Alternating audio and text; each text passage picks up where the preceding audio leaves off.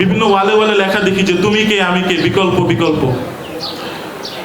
তো আমরা বিএনপি সরকারকে বা এই নির্বাচিত সরকারকে, আমাদের মাননীয় প্রধানমন্ত্রীকে, সালাউদ্দিন সাহেবকে, আইনমন্ত্রীকে, সবাইকে মনে করিয়ে দিতে চাই, আপনারা যদি মনে করে থাকেন যে আপনারা গদি টিকিয়ে রাখার জন্য হ্যাঁ যা ইচ্ছা তাই করবেন, জুলাইয়ের মানুষের গণ আকাঙ্ক্ষা নিয়ে ছিনিমিনি খেলবেন, তাহলে আমাদের কিন্তু 2024-এর যে আন্দোলন ছিল সেটাতে কোনো স্ক্রিপ্ট ছিল না। এটা কিন্তু একটা অর্গানিক একটা অভ্যুত্থান ছিল এবং দেশের মানুষ কোনো স্ক্রিপ্ট ছাড়াই কিন্তু স্পন্টেনিয়াসলি মাঠে নেমে গিয়েছিল।